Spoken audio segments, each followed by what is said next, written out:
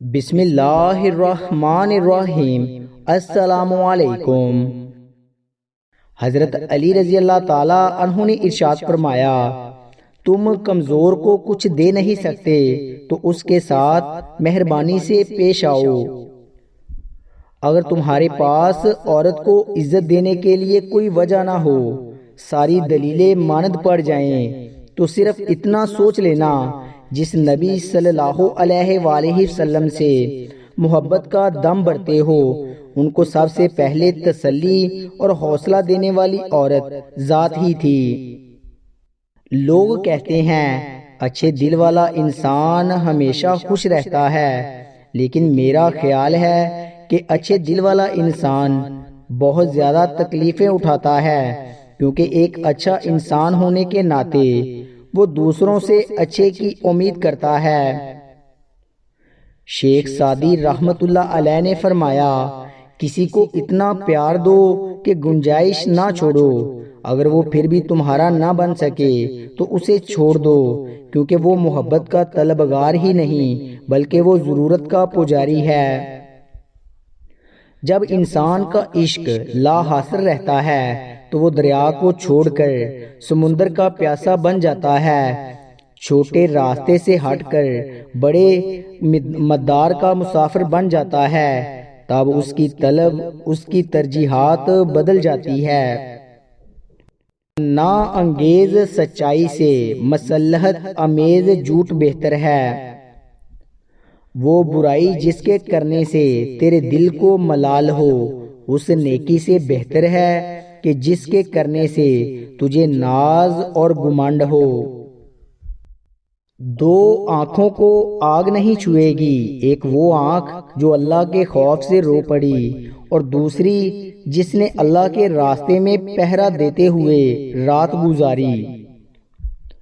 جب آپ وصیت نامہ لکھنے بیٹھو گے تو آپ کو پتہ چلے گا کہ وہ واحد شخص جس کا آپ کے مال میں کوئی حصہ نہیں، وہ آپ خود ہیں۔ اس لیے جتنا ہو سکے اپنی زندگی میں ہی آخرت کے لیے ذخیرہ کر لو۔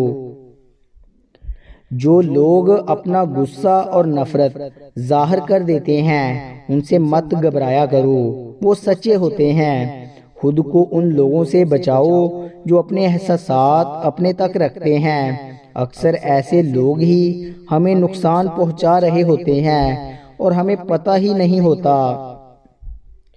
جسمانی امراض پرہیز سے جاتے ہیں اور روحانی امراض پرہیزگاری سے جاتے ہیں۔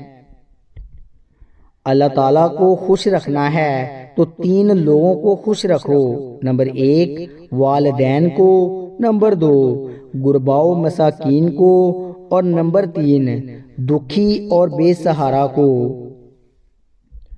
دوپٹہ عورت کی عزت ہوتا ہے، اگر وہ خود اس کو اتار دے تو کوئی کیسے اس کو عزت کی نگاہ سے دیکھ سکتا ہے۔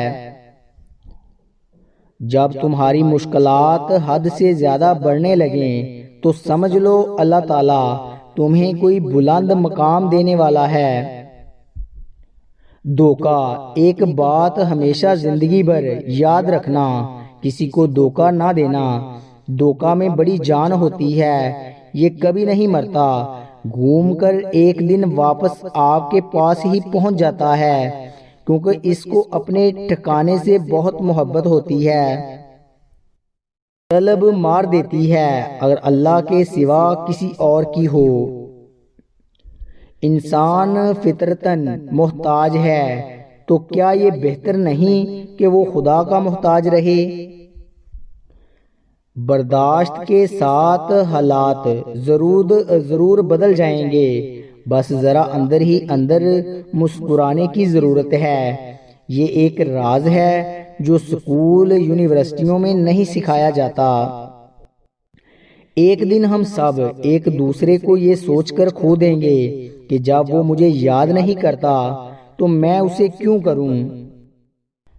ہمارے بابے کہتے ہیں کہ مباحثے کے اندر جھگڑے اور ڈائیلاگ میں کبھی آپ کو ایسی کمال کی بات سوجھ جائے جو آپ کے مد مقابل کو زیر کر دے اور سب کے سامنے اسے رسوا کر دے، تو وہ بات کبھی نہ کرو، اور بندہ بچا لو۔